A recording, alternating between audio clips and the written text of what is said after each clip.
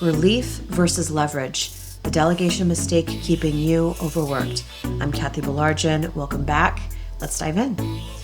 Delegation should reduce stress. That's why we're doing it. That's why we do the delegation. But sometimes it just shifts it. You hand something off, you feel better for about a week, and then you're answering questions, rechecking work, clarifying expectations, or quietly taking tasks back. If you've ever thought, why does this still feel heavy even though I have help? This video is for you. Today we're talking about the difference between relief delegation and leverage delegation, and I'm going to give you real, doable action steps to move from one to the other. No pie in the sky theory, just what works. Let me give you a very common scenario. A business owner is overwhelmed. Inbox is out of control. Calendar is chaotic. Follow-ups are slipping. So they hire a virtual assistant and say, "Can you help me manage my inbox?" And the VA starts organizing emails, flagging things, drafting responses. But every draft still needs approval. Every decision still routes back to the owner. And every unusual email creates a Slack message that says, "How would you like me to handle this?" Did delegation happen? Absolutely. But did ownership transfer? Not really. That's relief delegation.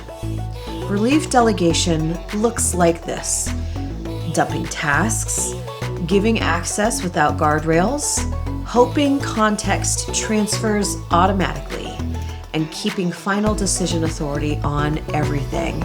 And listen, this isn't wrong. Sometimes you need short-term relief, especially when you're overwhelmed and you're in a huge busy season. But here's the problem.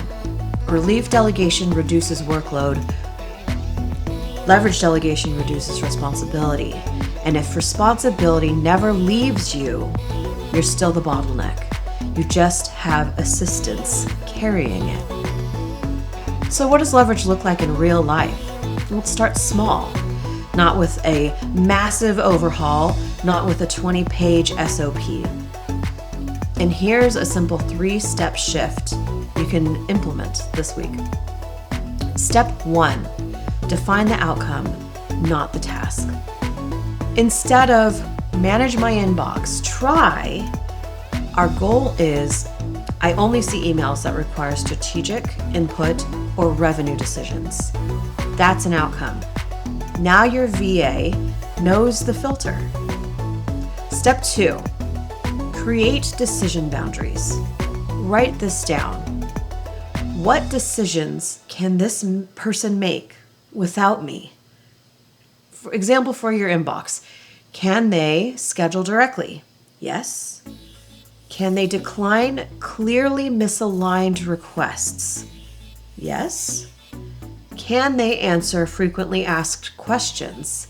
Yes. If every decision still comes back to you, you didn't delegate, you reassigned. Step 3, replace approval with review. Instead of approving every draft, try send it unless you're unsure. Or tag me only if it falls outside these guidelines. That single sentence changes everything. That being said, this takes a lot of ability to loosen a little bit of control. And let's be honest, as business owners, we like our control. So this may sound super scary, but trust me, down the line, this is a long-term strategy that's going to help tenfold over time. So let's make this concrete. So for an inbox example, relief delegation sounds like organize my inbox. Now, leverage delegation sounds like protect my focus. I should only see X category of emails. Now, for a calendar example, relief delegation sounds like schedule my meetings. Leverage delegation sounds like guard my Tuesdays and Thursdays for deep work. No internal meetings after 2 p.m. No calls under 30 minutes. See the difference? Hear the difference. One manages logistics, one protects leadership capacity. So why does this matter? If you're constantly in approval mode, you're still operating as an implementer. Leverage happens when ownership transfers, filters are clear, outcomes are defined, decision-making expands, and this is how support compounds. The first month feels like relief. The third month feels like space. And the sixth month feels like scale.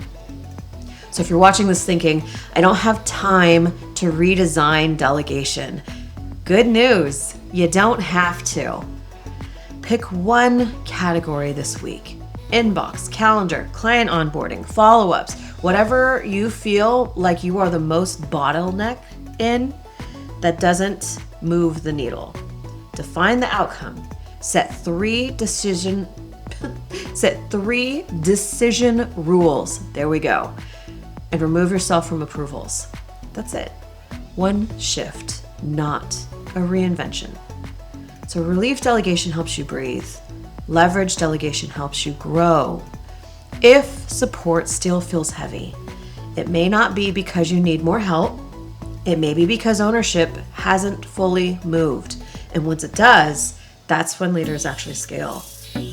Thanks for being here, and here's to building support that gives you more than just a break. Like and subscribe, and I'll see you next time.